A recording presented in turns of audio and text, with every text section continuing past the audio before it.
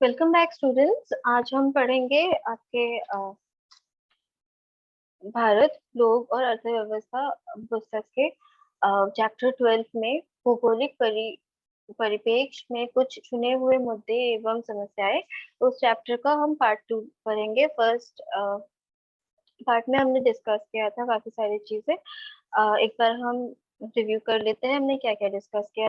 हमने पढ़ा था पर्यावरण प्रदूषण के बारे में, उसके प्रकार और उसके स्रोत। तो पर्यावरण प्रदूषण क्या है हमने वो जाना था। पर्यावरण प्रदूषण के बारे में हमने पढ़ा था सबसे पहले जल प्रदूषण, उसके बाद वायु प्रदूषण और ध्वनि प्रदूषण, और फिर हमने थोड़ा सा पढ़ा था आपके भूमि प्रदूषण के बारे में। तो उसमें हमने पढ़ा था कि वो कैसे होते हैं, उनके स्रोत क्या क्या होते हैं, वो किस किस जगह में सबसे ज्यादा होते हैं और उनसे कौन सी बीमारियां होती है। ये सारी चीजें हमने कवर की थी लास्ट वीडियो में। तो अभी हम बात करेंगे आपके जो दूसरे भौगोलिक समस्याएं हैं उनके बारे में। तो उसमें सबसे पहले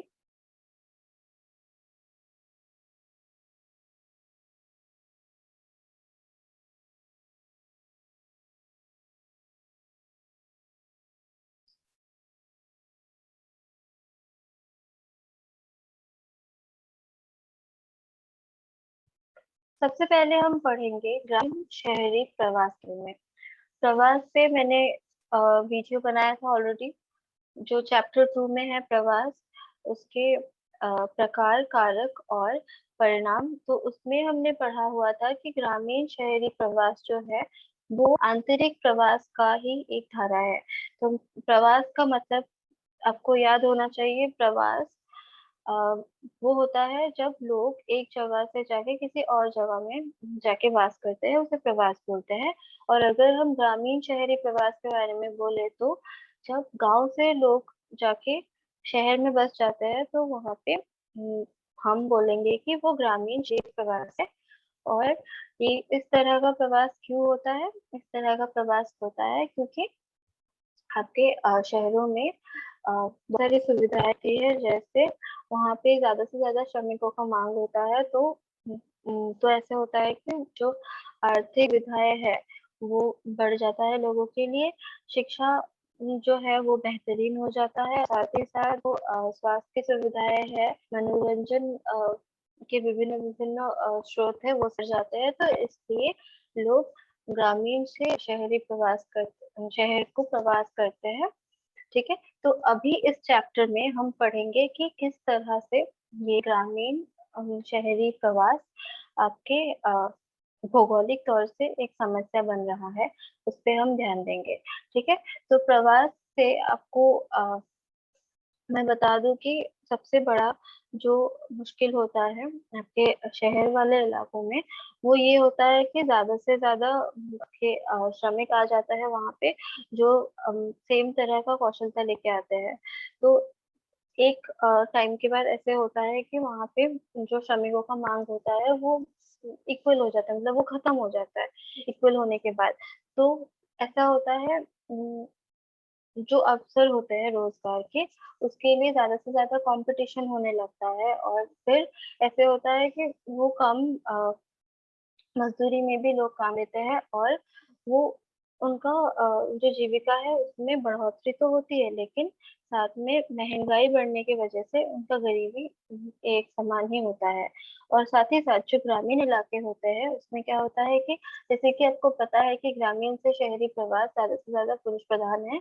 तो ग्रामीण इलाकों में पुरुष की कमी होती है, और इस वजह से आपका जो खेती बाड़ी होता है या फिर दूसरी चीजें होती है जिसमें पुरुषों की जरूरत होती है, तो उसमें एक असंतुलन सा हो जाता है।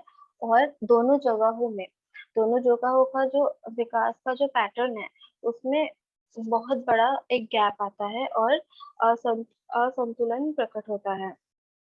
ठीक है। और हम देखें तो भारत में जो शहर का जनसंख्या है वो तेजी से बढ़ रहा है। उससे क्या होता है कि जो बैलेंस है शहरों में, मतलब जैसे कि जितना रिसोर्स है वो काफी हद तक कम रहा है, क्योंकि ओवर क्राउडिंग हो रहा है। जो जनसंख्या है वो एक शहर की कैपेसिटी से भी ज्यादा बढ़ रहा है। तो जितनी चीजें हैं, जैसे कि जितना पानी है एक शहर में, सपोज दिल्ली में, ठीक है, दिल्ली में जितना पानी है वो अगर 1 लाख लोगों को सपोर्ट कर सकता है, अभी दिल्ली में 2 लाख लोग हो गए, तो एक समय के बाद ऐसा होगा कि पानी की कमी होगी। तो उसी तरह से काफी सारी मुश्किलें आ जाती हैं। तो उसको समझने के लिए एक कहानी दिया गया है आपके बुक में, आप आपके बुक में देखें, वो रमेश की कहानी दी गई है। तो रमेश वो काम करते हैं एज अ बिल्डर एक कंस्ट्रक्शन साइट में, तलचर में। तो आपको याद होगा कि तलचर उड़ीसा में है, वो कोयला खदान है, आपने ऊर्जा वाले चैप्टर में पढ़ा होगा। ठीक है, तो दिया हुआ है कि वो अपने मालिक के साथ, मतलब कॉन्ट्रैक्टर के साथ, वो सूरत, मुंबई, गांधीनगर जैसे अलग अलग जगहों में जाते हैं, और वो घर में हर महीने 20,000 रुपए भेजते हैं अपने गांव में, जहाँ पे उनके पापा रहते हैं। और वो जो पैसे भेजते हैं उस पैसे का इस्तेमाल किया जाता है खाने पीने में, या फिर पढ़ाई में बच्चों के, या फिर दवाई वगैरह में, ये सब में खर्च किया जाता है। और अभी उनका रहने का जो, मतलब अभी उनका जो जीविका है, रहन सहन है, वो काफी तौर तक अच्छा है। लेकिन ऐसा सेम नहीं था 15 साल पहले। 15 साल पहले उनका काफी बुरा समय चल रहा था, और उनको 9वीं कक्षा के बाद स्कूल छोड़ना पड़ा और काम करना पड़ा। लेकिन फिर भी उनका हालत और ज्यादा खराब हो गया जब उन्होंने शादी की। तब उन्होंने देखा कि उनके गांव में दूसरे लोग थे जो बाहर को जाके दूसरी जगह में जाके काम कर रहे थे और काफी अच्छा कमा रहे थे। तो उन्होंने सोचा कि उन्हीं की तरह वो लुधियाना जाए, पंजाब में, और वहां जाके काम करे। तो वो घर से निकल के गए, और उन्होंने लुधियाना के एक उल के फैक्ट्री में जाके काम करना शुरू किया, और 1988 में उनको 20 रुपए प्रतिदिन मिलता था। और उसके बाद धीरे धीरे करके उनको काफी दिक्कतें हुई वहां पे जाके। वो उनके कल्चर में जाके घुलने मिलने के लिए, उनका सामाजिक तौर से काफी ज्यादा अलग था उनका रहने का तरीका। और वहां पे गुजरात में या फिर पंजाब में जाके एडजस्ट करने में, अलग अलग में प्रवास करके रहने में, पर फिर भी उन्होंने धीरे धीरे करके अलग अलग जगह में रहना शुरू किया। और उसके बाद वो ऐसे ही अलग अलग जगह में घूमते रहे, लेकिन वो अपने परिवार को ले जा नहीं सकते थे, क्योंकि उनका हमेशा अलग अलग जगह में काम होता था। और उनका वो टेम्परेरी काम होता था, मतलब वो हमेशा एक जगह नहीं रहते थे। तो उनको काफी मुश्किलें होती थी कि वो परिवार से दूर है, पर फिर भी उनको काफी पैसे मिलते थे, जिससे कि उनके आर्थिक स्थिति अच्छा हो गया दिन ब दिन। तो इसीलिए वो वैसे रहे। तो इसका टिप्पणी ये है कि रमेश जैसे लोग प्रवास तो कर जाते हैं बहुत जल्दी, अलग अलग काम में लिए, मतलब ऐसे कहीं पे श्रमिक चाहिए तो इनफॉर्मल जो सेक्टर होते हैं अलग अलग शहरी जगह में, ये सब जगहों में ये लोग प्रवास तो कर जाते हैं, लेकिन ऐसा होता है कि उनसे काफी ज्यादा प्रॉब्लम्स होती है। मतलब कि जैसे उनके उन वो अपने घरों में अपनी बीवी बच्चों को या फिर माँ बाप को छोड़ के आते हैं, तो जो ये ग्रामीण से शहर का जो प्रवास होता है, वो प्रवास का धारा काफी ज्यादा आपका पुरुष प्रधान हो जाता है, और ग्रामीण जगहों में काफी कम विकास हो पाता है, लेकिन शहरों में विकास बहुत ज्यादा बढ़ जाता है। ठीक है, तो ग्रामीण शहरी प्रवास के समस्या में ये सबसे ज्यादा मूल कारण है। अभी हम आगे बढ़ते हैं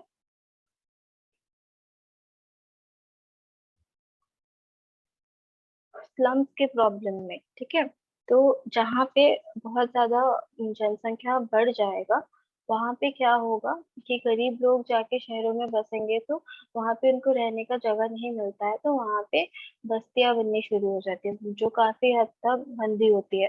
तो उनको क्या बोलते हैं, उनको बोलते हैं स्लम्स। ठीक है, तो स्लम्स में उन बस्तियों में बहुत सारी असुविधाएं होती है, जैसे कि वहाँ पे जो घर होते हैं वो सारे झोपड़ी होते हैं। स्लम्स को कभी झुग्गी या फिर झोपड़ी भी बोला जाता है। और वहाँ जो कंडीशन होता है रहने का, जो स्थिति होता है वो बहुत ज़्यादा खराब होता है। जैसे कि वहाँ पे स्वच्छता का बहुत बड़ा प्रॉब्लम है, और वैसे ही जो वेंटिलेशन होता है वो बहुत ज़्यादा खराब होता है। मतलब जो हवा पानी कुछ नहीं आता, धूप कुछ नहीं आता घरों के अंदर, शौचालय नहीं होते हैं। ऐसे होता है कि कहीं-कहीं पे जैसे धारावी जैसे जगहों में कि 1400 लोग एक शौचालय यूज़ करते हैं।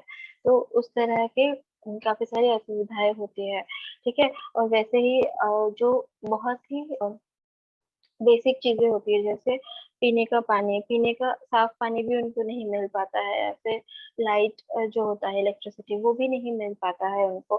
तो काफ़ी सारी परेशानियाँ होती हैं ऐसी जगहों में, और ऐसी जगहों में ऐसा होता है कि एक घर में एक बस्ती में, एक रूम में 12-13 लोग रह रहे हैं। इतनी भीड़-भाड़ में रहते हैं, और साथ में वैसी जगहों में ऐसा होता है कि आप अ, थ्री व्हीलर्स मतलब कि रिक्शा भी नहीं जा पाता है। तो वहाँ पे बस साइकिल या फिर इंसान चल पाएगा, वैसा छोटा-छोटा सड़क होता है, क्योंकि लोग सड़कों पे भी घर बना लेते हैं, नालियों के ऊपर भी घर बना लेते हैं। तो वैसा हालत होता है स्लम्स का। तो काफ़ी सारे प्रॉब्लम्स होते हैं स्लम्स को लेके। मतलब ऐसा होता है कि एक शहर में जो मतलब शहर का जो हम इस तरह से शहर के बारे में सोचते हैं कि वो साफ-सुथरा होगा, बिल्डिंग्स होंगे, लेकिन वैसा नहीं होता। ऐसा होता है कि एक शहर में ही जैसे हर सिक्के के 2 पहलू होते हैं, ऐसा होता है एक शहर में ही झोपड़ी-झुग्गी ये सब भी है, और दूसरी ओर बिल्डिंग्स भी है। आप इस फ़ोटो में देख सकते हैं कि एक साइड में बिल्डिंग्स है और दूसरे साइड में झोपड़ियाँ हैं। तो बस हमें शहर का अच्छा साइड दिखता है कि वहाँ पे प्लेग्राउंड्स है, और बड़ी-बड़ी सड़कें हैं, और सारे लोग बहुत अमीर है, वैसा हमें लगता है, लेकिन वैसा नहीं होता है। दूसरे साइड अगर हम देखें तो कुछ लोग जो गाँव से प्रवास करते हैं शहरों में काम करने के लिए, उनको अच्छा काम नहीं मिल पाता है, और ऐसा होता है कि उनको मजबूरन ऐसे छोटे-छोटे जगहों में झोपड़ियाँ बना के रहना पड़ता है, इतने भीड़-भाड़ में, इतने लोगों के साथ, और उनका काफ़ी ज़्यादा जो हालत है, काफ़ी ज़्यादा खराब होता है। और ये बस्तियाँ क्या करती है, धीरे-धीरे लोगों को अ, और भी ज़्यादा जैसे कि क्राइम्स हो गए, या फिर ऐसे बहुत सारी बुरी-बुरी चीज़ों में, जो कि सामाजिक तौर से हम कभी भी एक्सेप्ट नहीं कर सकते हैं, वो सब चीज़ों में ज़बरदस्ती ढकेल देता है, और लोग बुरे काम करने लगते हैं, जैसे कि क्राइम्स करने लगते हैं। कभी-कभी जो ड्रग्स होते हैं मतलब, या फिर शराब होते हैं, अपराध होते हैं, ये सब में शामिल होने लगते हैं, ठीक है? जो बच्चे होते हैं वो शिक्षा लेने में असमर्थ होता है। तो क्या होता है कि स्लम्स की वजह से और ज़्यादा स्लम्स गरीबी को और ज़्यादा बढ़ावा देता है, और उसके वजह से जो शिक्षा है, वो काफ़ी तौर से कम हो जाता है, और जो बेसिक अ, राइट्स होते हैं, बेसिक जो फैसिलिटीज़ होते हैं, जैसे कि आपका लाइट हो गया मिलना, या फिर जैसे कि साफ पानी हो गया, या फिर शौचालय हो गया, ये सब नहीं मिल पाता है। लोग खुले में शौच करते हैं, और ये सब काफ़ी ज़्यादा बढ़ जाता है, और धीरे-धीरे करके ऐसे होता है कि जो आस-पास का पर्यावरण होता है, वो भी काफ़ी हद तक बुरा होने लगता है, उसमें भी काफ़ी हद तक हानि होने लगता है।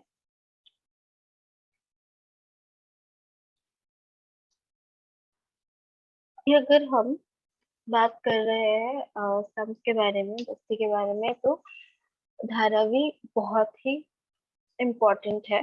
धारावी एशिया का सबसे बड़ा स्लम है।